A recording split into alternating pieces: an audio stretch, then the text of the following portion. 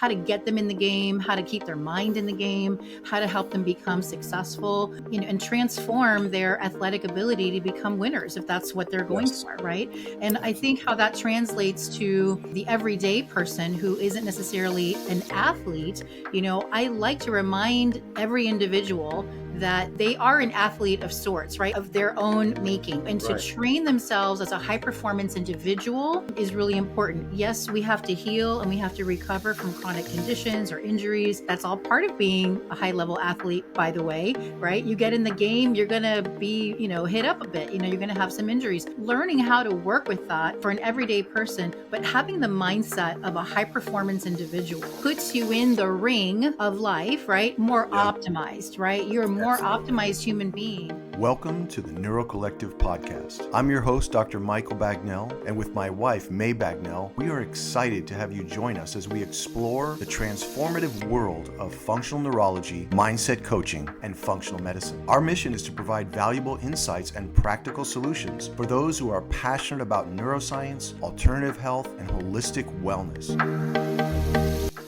Hey everyone, welcome back to the NeuroCollective Podcast. We are excited for another episode here using this platform so we can see each other's faces, right? You can see us, you can hear us, and we get a chance to, the privilege to also interview some really marvelous guests, people who are doing fantastic things in the world of neurology and all things vital health. And so before we introduce our guest, I want to introduce my co-host, Dr. May Bagnell, co-host and husband and best friend. We love doing life and work together. It really is a privilege. And we also love having meaningful conversations with other individuals that are doing brilliant work in the world. So take it away, Doc. Well, I mean, if I was going to really introduce our guest today, and you ever followed this gentleman on Instagram and you're involved with any type of fights, martial arts, mixed martial arts, you would actually see this, the fist bump on all of his posts, because I love that, because it's all about that, right? So, but this is Dr. Roman Velasquez. We actually connected through Instagram, right? Several years ago, maybe 5 or 6 years ago now. Yeah. And we just love what each other does. We're working in the brain in a more health restorative. He's working in a performance related brain area. So we're going to really let him kind of express and explain and open up these big barn doors to the world that he is involved in, which is really cognitive performance training for athletes. But I want to get you to understand his background. So we were just talking before we started. Doc, tell us, what was your evolution? Because you got into the Marine Corps, right? So just repeat that and kind of share with our listeners, how did you even evolve to where you are, but your beginning point, your origin story? Yeah, well, I was originally from El Paso, Texas, and right after graduating high school, I wanted to be in law enforcement, and I wasn't of age to become a police officer. Back then, I think you had to be 21, and still is 21. But I met a Marine recruiter, and he had his dress blouse on, and he looked so sharp. I said, I want a uniform like that. And I got to talking to him, and he said, hey, you can have the best of both worlds. You can have this uniform, you could travel and see the world, we'll give you an education, and you could be in law enforcement. So, hey, sign me up. So I spent 13 years in the Marine Corps in law enforcement. I did a lot of training with the Air Force, Army. As you know, the Marine Corps doesn't have the technical school, so they FAP you out to the U.S. Army Military Police Academy. Once you graduate from there, you come back to your unit, says, whatever you learn over there, forget it. We're going to teach you the right way, the Marine Corps way. I'm like, okay. So I was in tactical law enforcement, and tactical meaning that we're out there in the combat areas as law enforcement officers. My later years was a criminal investigator. I did a lot of criminal investigative work, as well as with the Naval Criminal Investigative Service. Wow. I was faxed over to them for several, the NCIS, when they're in Marine Corps bases, they don't have the manpower. So they'll grab some of the best criminal investigators the Marine Corps has and bring them over to be NCIS agents. So they deputize you type of thing. So I did a lot of work with that. Saw some really bad things. I mean, for the longest time, I had these recurring nightmares. of all these Marines that committed suicide and stuff like that. And, I remember this one guy that I used to see him at the gym all the time, this Marine, and he would spot me on some bench presses. He was always spotting me, or I was spotting him. Well, one time I was a CID agent on duty and call 3:00 in the morning. I get a call, hey, I got a Marine that committed suicide. Went over to the barracks, and guess who it was? It was my buddy that would bench press me, and he hung himself inside a closet, with his Marine Corps belt, and the suicide note was there, but his tongue was sticking out so bad. It just left this imprinted, this emotion up here and in my heart, and for the longest time, every dream that I would have, he would be in it. For example, I would be dreaming about,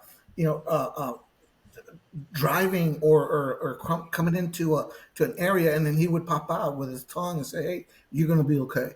It's like for years, and it just, when you have PTSD like that, it affects you, and it's not only the wiring, the neural wiring, but that all these brainwaves are associated with neurochemicals. Sure. Just the neurochemicals that release. And I know that when you're in deep sleep, you're basically in a delta wave mode, and it suppresses all these neurochemicals because the brain, what it does, it washes up, like it turns into like a washing machine. It washes up all with cerebral spinal fluid, all these neurotoxins from the day's thinking and whatnot, with the lymphatic system. But when you dream, there's emotions, and it's a part of that. So yeah, I left the Marine Corps to join the FBI. However, the FBI wanted to send me to Puerto Rico for a mandatory minimum of 10 years. And I said, well, no, I want to go back home. And this is what I wanted to do. So I wound up calling some FBI agents in Puerto Rico. I said, oh, I'm next in line. I've been here for 15 years. I said, no, this is not for me. You know what? And Mary and I were talking about here before the podcast that there's so many pivotal moments in this journey of life that, sometimes you feel like a ping ball, ping, ping, ping, into these areas, right?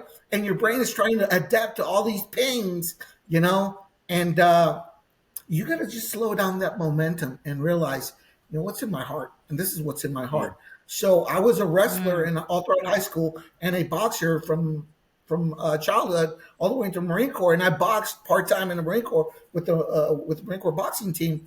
But I never pursued that because once I started to get involved in my undergraduate work, I said, this is it. I have to use this. And my dad used to tell me, hey, my dad was a boxer. He was a professional boxer. And he told me, hey, either you fight or you study. Don't do both because you're going to take some impact. I rather you study. Don't do like what I did. And so I got out, went into the corporate world for about 20 years. Said, well, enough's enough. I got my doctoral degree, and I was fortunate enough to be on get accepted on a postdoctoral certification program on neurobiology. And I took that concentration into the human performance aspect of that. That's what really led me to what I'm doing now. I started with corporate executives, teams, work teams, organizational teams, working with them. But during the course of time, a championship boxer who was going to fight for a title fight called me up and said, hey, Doc, can you work with me? What do you know about visualization? What do you know about meditative work? I said, I can work with you. I'm certified in mindfulness. Let's do some visualization. So I actually started working with him. His name is Austin Trout. As a matter of fact, he is the welterweight champion on bare knuckles fighting championship rollout, and he's still doing great. But what I did with him was I actually took him visualization 45 times to that fight he was going to have. So when he stepped into that ring, he had been there 45 times already. Wow. That's the power impact. You are speaking my language. Yeah. I mean, when you talk about visualization, I think about some studies that I've been exposed to that when a person is visualizing, they're activating almost to the same level, if not the same level, areas in their neurology, their cortex, as if they were doing it. Yeah. Right. And even watching someone else do it, you start having those mirror neuron systems start firing and you're starting to pick all that up. I mean, that's what I think of myself as a visual learner. Like, show me how you're doing that. and then I Yeah, do better rather than just hearing it in my ear. So yeah, absolutely. that just fires up my thoughts about that. That's marvelous. 45 times you did mindfulness training with him. Yeah, 45 nights. We would do it at night to get him all relaxed after his training and whatnot. And we did it remotely, so through headphones and voice. Obviously, I think he was out in Chicago or somewhere. I can't remember where it was at. And I was in El Paso. And every night we'd put our headphones on and we'd take him through that realization process and visualization process. I love that. I love that. So now we've gone through the doctoral program in the corporate world, and now you're starting to train this boxer as your kind of entrance there. So let's go a little bit more into the fit neurocognitive performance training, because as I said, we're working, as you know, with probably the majority of clients that are trying to recover something, improve something, post-concussion, and then the sequela of that, right? Whether it's brain Right. fog or visual tracking, many of the mood issues, the cognitive issues. But we do have on occasion people will come and say, I want to actually perform better. You've been taking care of my whatever family member, but I want my brain checked. So this kind of fills into your world, which I like. So let's talk about this fit neurocognitive performance training. It's a mouthful. Tell me about it. Yes. Well, after training, Austin kind of opened up the door with some other athletes, and we started working with the obviously continued with the visualization, the mindfulness, this stuff, sort of work. However, I started looking into how can I improve a fighter's brain to perform a little bit better. Yes. So with all the training that I've had, I was able to come up with a really good assessment protocol tool. We find out that there's very commonalities among all athletes. One of them being brain processing speed, visual dynamics, reaction speeds, cognitive flexibility, hand and eye coordination. So we built up a program with our athletes to make sure that we give that brain a little bit of push to say, hey, what's going to start out here is going to have its roots in here. Yes. So that started the program. I've been refining those protocols, and along with those assessments, I basically curtail and custom fit a program for the athlete. I'll tell you a story. Tim Means, he's called the Dirty Bird. He fights at the UFC. A few years back, he had a freakish ankle break. His foot just almost came off his leg on a fight during a fight. So he had to take about a year and a half off. And he was an aging fighter. He's an aging fighter. So he contacted me and said, hey, listen, what can you do for me? I've got all this rehab time. Let's work up here. Let's work on this so when I come back, I'm not going to be rusty up here. I could be rusty over here, but I want to be fully sharp in here. So we used a lot of our protocols with number one, calming the mind, these stressors that occur, that the amygdala fires and whatnot. There's the memory that's embedded with the ankle break. So every time you step into that cage, guess what? Every time you feel that discomfort, however slight, those memories start to unearth, and that could be traumatic for fighters, So over a period of time, and you know how memory works, Docs. I mean, memory reconsolidation, right? Once you unearth a memory, there's a time frame that memory becomes unstable. And you can reintroduce stimuli.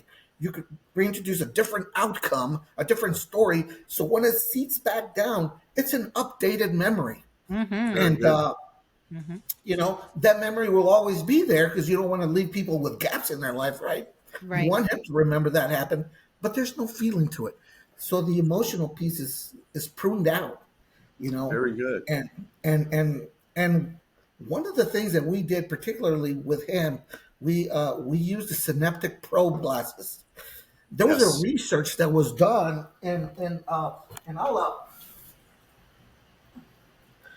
I'm reaching for them so your listeners can see which ones I'm talking about. That way, And I'll make a disclaimer right now, Doc. I have no financial interest in none of these corporations or whatnot. I just use them because they're very effective. So these are the synaptic strobes, and they're strobing right now for Right. you. So one of the researches that I read was that when you stimulate the brain and you disrupt the vision, the visual cortex starts to go in almost like a chaos mode. And it starts to recruit other neural networks or make networks to compensate for that vision disruption. Yes. So while it's doing that, it lost its overcompensation for that injury. In other words, we noticed that he was moving with flow, with fluidity, and it helped a lot. It really did help a lot. Not only did it help his movement, his rehab and recovery, but his reaction speed. Because you know that the brain has, for all the sensory perceptions, it's got frequencies. Once you manipulate those frequencies, such as increasing brain neural visual processing speed, the brain learns to manipulate those frequencies, and it slows your gain down. I mean, he was telling me stories that, you know what? I saw things like if that were happening in slow motion. Yeah. The first fight that he came back, he had a knockout with a very seasoned, top-rated fighter within the first round. And those are the things that we work at. We use a lot of other equipment, obviously, in our protocols. Very basic drills, working with tennis balls for hand-eye coordination, dynamic vision while moving, and that sort of stuff. So, that's how it started. That's where we're at. And we use a lot of equipment and whatnot. Like I said, I'll show you some of these right here for your followers. But like I said, I'm not affiliated with any of these people. And these are all cost sustained by me, all for the good of enhancing and elevating human performance with neurocognitive work in the fight sport industry. I love it. I love how you're taking the sensory inputs, the visual, the movement, the vestibular, the proprioceptive of the body. You're taking these different sensory inputs and shifting the weighting of them so that the brain has to really adapt faster. I love that. Right. Yeah. And so I actually, because of people like yourself, I ended up having the synaptic glasses. We use those from time to time, and we have some other different types like you do. Yeah.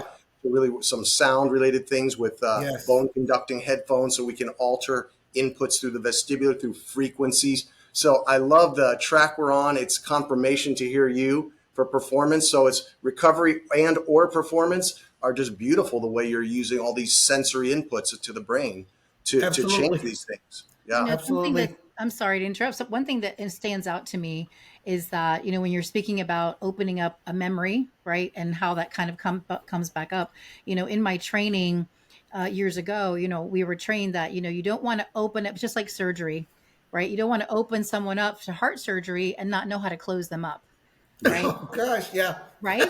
And so that visual stayed with me forever. And I thought, wow, that's really powerful, because in this work, we were working on someone's neurology, but we're also working on someone's psychology. I mean, there's all those components.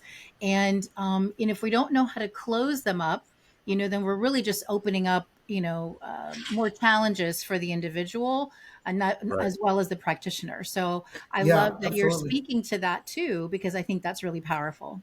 Yeah, and the other thing too that's associated with the hippocampal area, the memory, mood, learning areas of the brain. There's a part of it called the dentate gyrus, and what it does, it processes episodic memories into non-overlapping representations, right? So you wanna experience a fight, but you want to distinguish it from every other fight, and there's commonalities. So any type of lesion, any type of hit in those areas, the laceration lesion could be however slight, you could start, and you could actually hear fighters, well, tell me about this fight. And they'll confuse it with another fight. Wow. So then you start to see, okay, are we dealing with a concussion, with a TBI? What are we dealing here? I've seen fighters in their training camps go through their sparring week. It could be one sparring week. Basically, they take one sparring week because most concussions happen during sparring. The week afterwards, we were working with the athlete, this one in particular. And we noticed that when we took him through the various parts of our drills, such as the neuro tracker, just following targets around, his score dramatically dropped.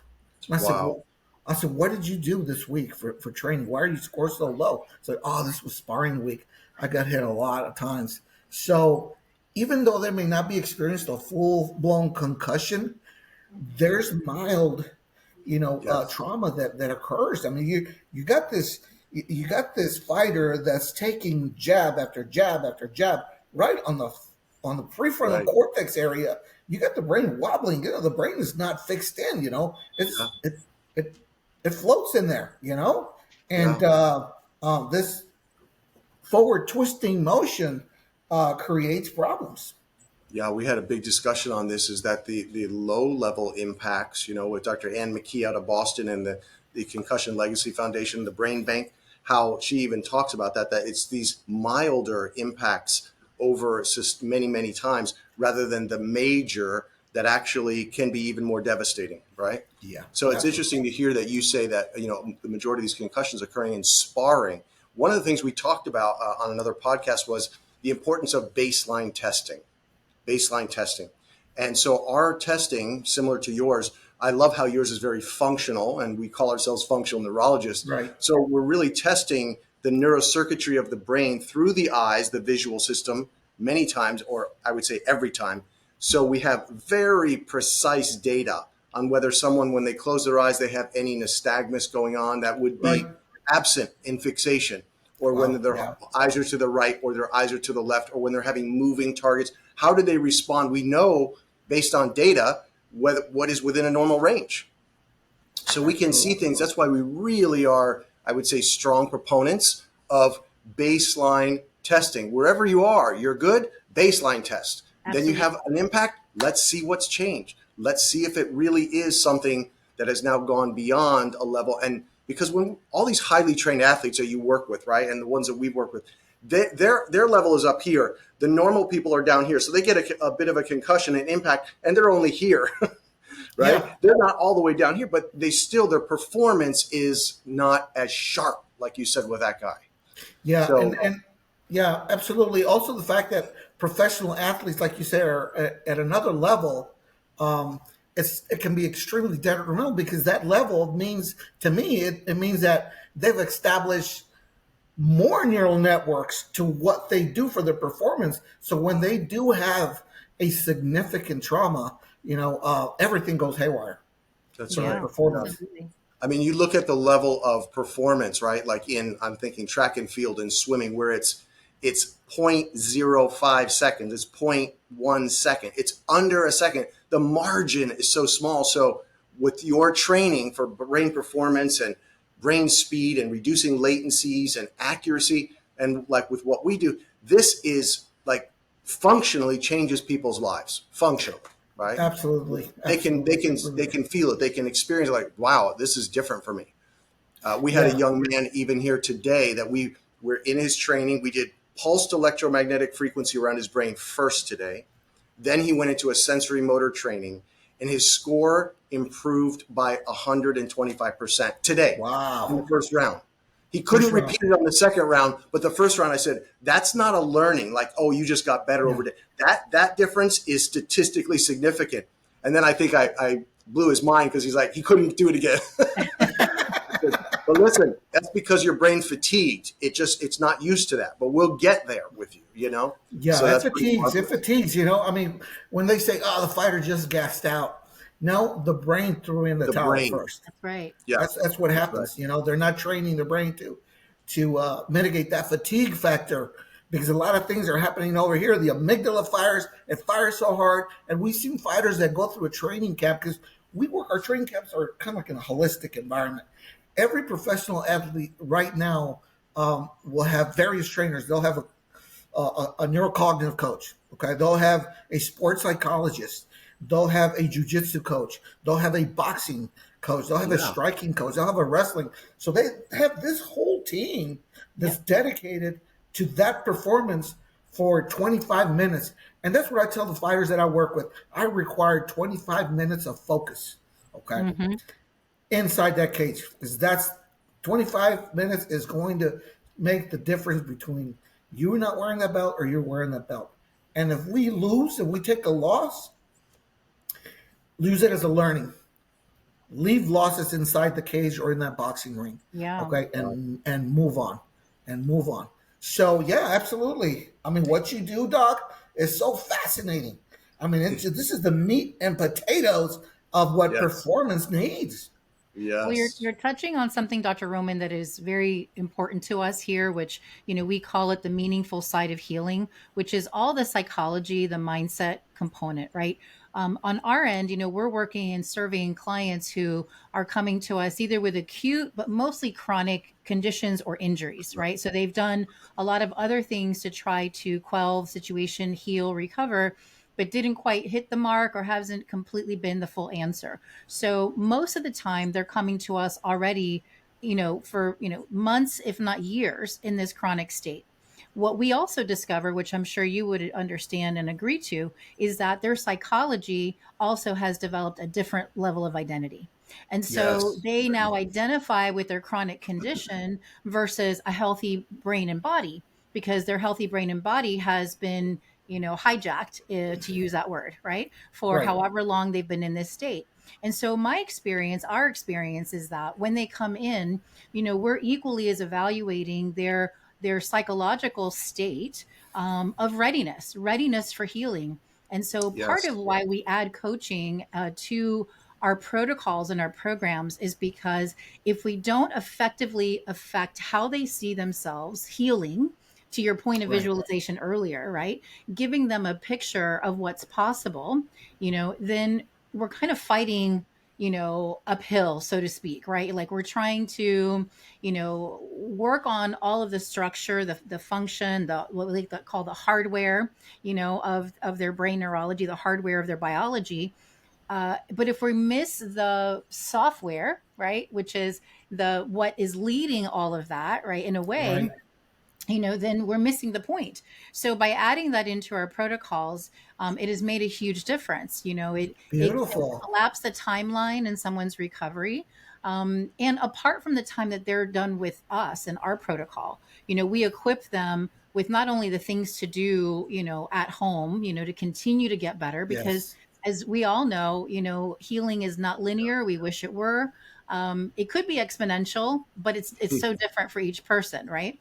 That healing continues once we've empowered that person with agency, right? With a sense of like they know what they can do for themselves. They've got a blueprint that we've helped them design, understand, and then design so they can continue that, right? And then the mindset piece can't be, it's such an important component of this. It can't be left out, because it's a slippery slope.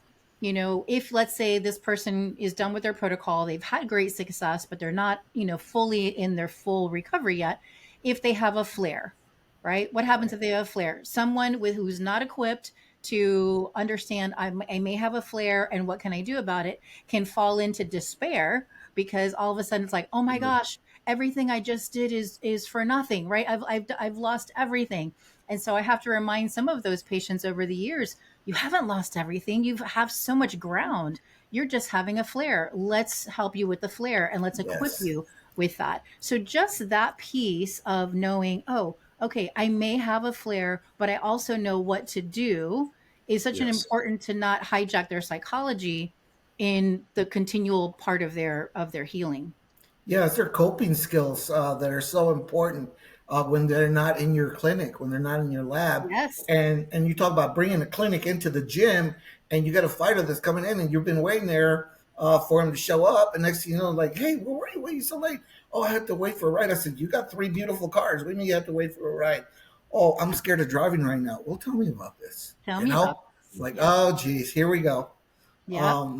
And those are the things that a lot of fighters are forced into, get into a match and not get out of a match, because from a financial standpoint, you hear comments like, hey, I need the paycheck.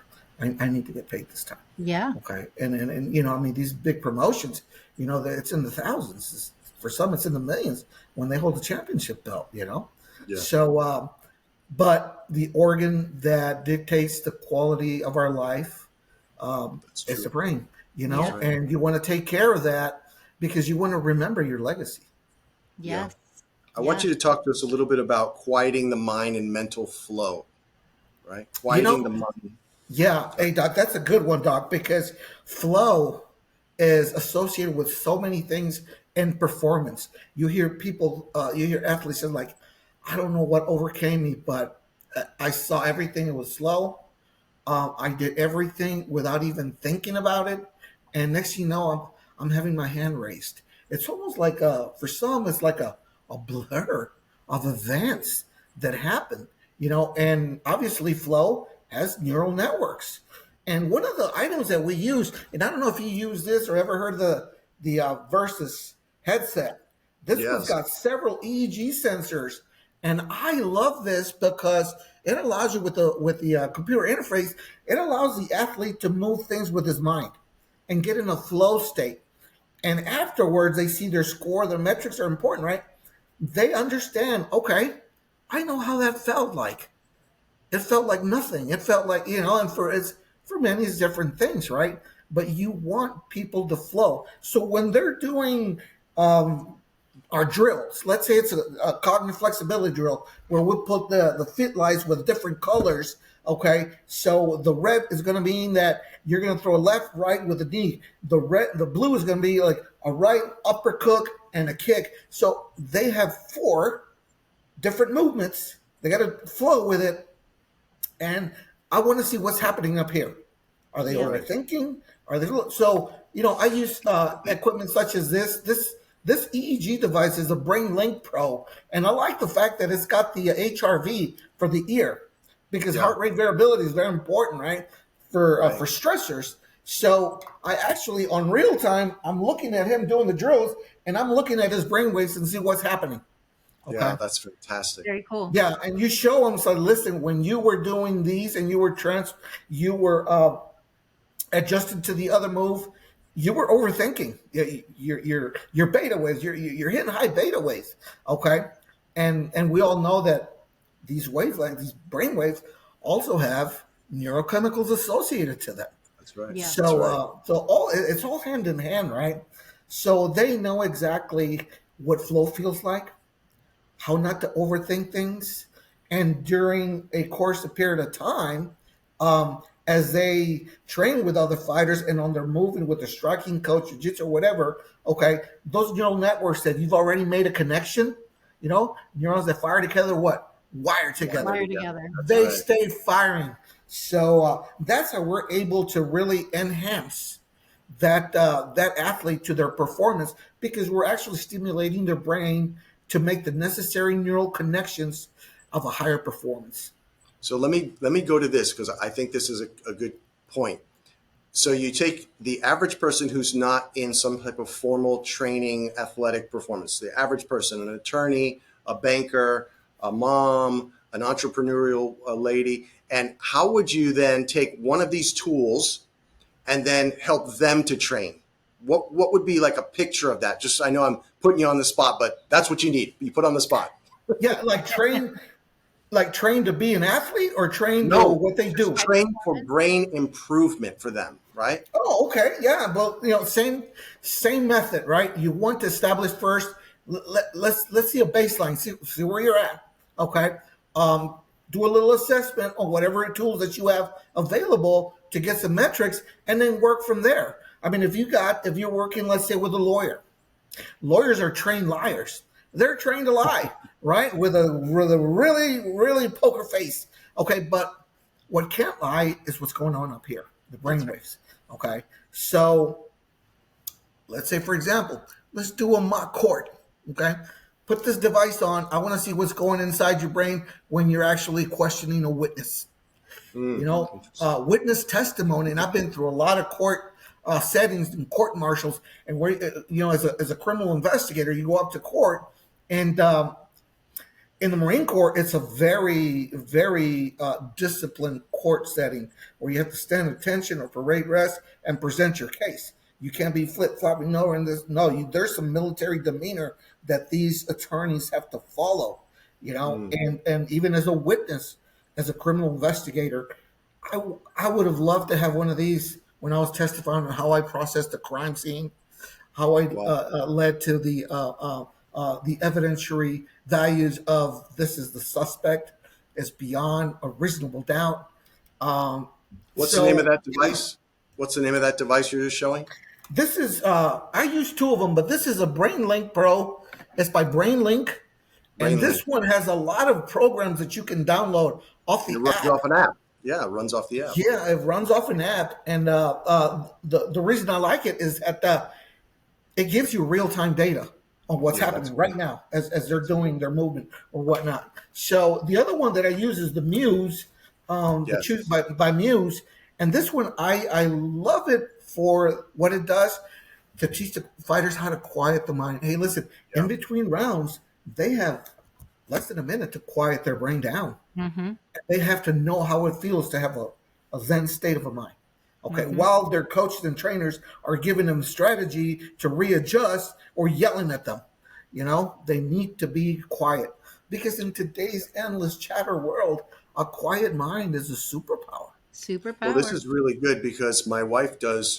We've talked about this in podcasts. She actually does it. Is training for calm.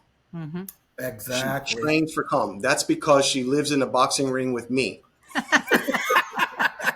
True story. Be gentle, Doc. Be gentle. Not physically, but it's kind of like that. Come on, here we go. Anyway, so she does train for calm, but I'm thinking that wouldn't you agree, dear, that this would be an excellent tool for people who say, I want to train for calm. I heard the Bagnells on the NeuroCollective podcast. Dr. Velasquez is telling me that this product, this technology can actually help me know that I'm training. Because you might think you're training for calm, but like we say, right? You don't really know all the time until you see the data. Yeah. Yeah. Sometimes you see the data, you go, wow, I thought I was calm, but actually you're still in a beta state. You're not alpha yet. Yeah. So, this gives them a tool, right? You could pop that on in the mornings when you're just to check, am I in that state? Yeah. And then you say, now I know what it feels like. Now I'm making it something that I can understand. I saw the data. I had this sensation. I know it's actual, right? Yeah. Maybe actualize would be the better. Yeah, absolutely. And the other thing, when we start the training, I want to put their brain in sort of like a hyperplasticity state. And I use this really cool device. It's called a pen brain. And these nodules right here are what sends transcranial direct stimulation and electrical stimulation into the frontal lobe area and the parietal lobe area. And it's got, what I like about this one, it's got these three sensors that are EEG, and you want to know what's going on in the brain, and it's got the binaural beat speakers on them as well. And it's a 15-minute session, and what it does, it really excites the neurons to start being in a hyperplasticity mode for better learning, for better activity. And I've seen some good results with it. We used to use a Halo Sport. Yeah. And that one concentrated on the motor cortex. As a matter of fact, when COVID came, oh, geez, you guys, I'm pretty sure remember the COVID days where everybody was mandatory closing shops and this and that. We had fighters that needed to fight in Abu Dhabi, the only place in the world that would allow fights to take place. Dana White with UFC just did marvelous work with that. So we had fighters to train, but their gyms were closed. So, we were training in their homes, Good thing that some of them had some really good private training facilities that we were training there. And so, so Halo Sport wound up closing, they closed shop because of the COVID situation. But they recently sent me an email. They come up with a new Halo Sport because I was really branding their brand with name brand fighters, and they loved it, and they sent me an email. They got a new version of Halo, and it's for the prefrontal cortex, kind of like this pen brain that I have right here. Yeah, we used one of the Halos with a post-stroke patient, and it really helped him with left-sided motion in his body. You were going to say something, dear? I think I cut you off. No, that's okay. No, I was just getting ready to, to wrap and just kind of come up to some summaries and some takeaways here. Yeah. But this conversation has been, I mean, we could continue, right? We could continue this because there's so much between the So three of much. us that we could highlight, and perhaps we'll have a part two. I think that would be great.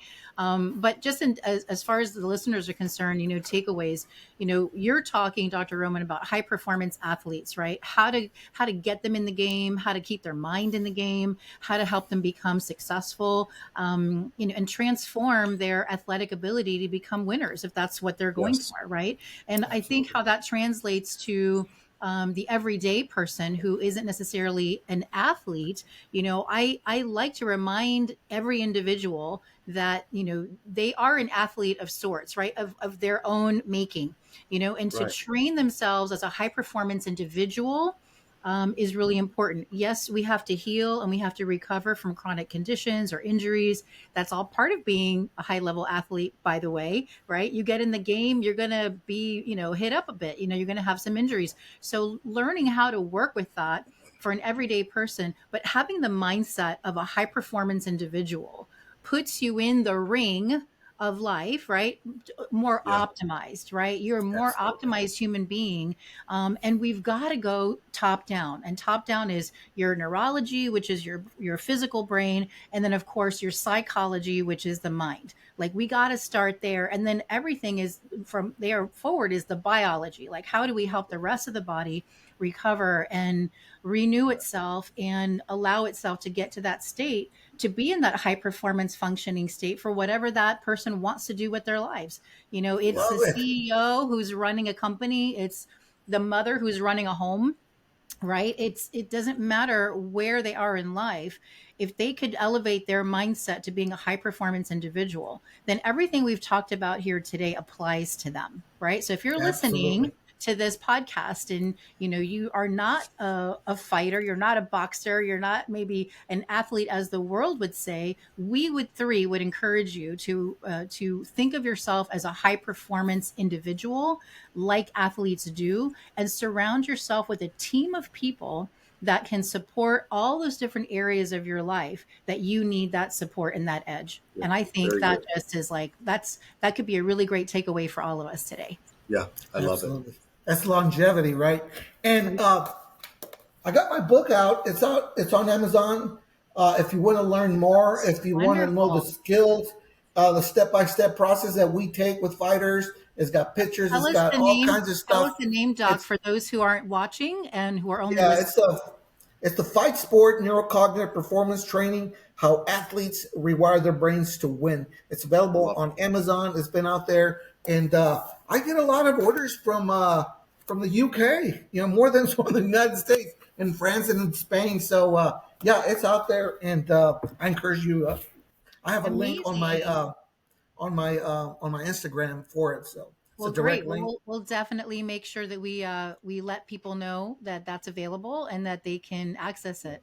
I think that's probably an important read for anyone. Could that be for Yes, anyone? Right? We were just talking absolutely, about like the high level absolutely, individual. Yeah, I think there's a lot absolutely. of benefit, I would imagine, for that as Yes. well. I love it. Brilliant. Very good. Well, wonderful. Well, we are a wrap. We may have part two. We'll let you know, listeners, if we have another interview with Dr. Roman. I think this has been very exciting. And we always want to leave you with what we always love to tell you is that you can heal And and we we can can help, help. all three of us. Take Yes. care. Yes. Take care, everyone. Stay with it.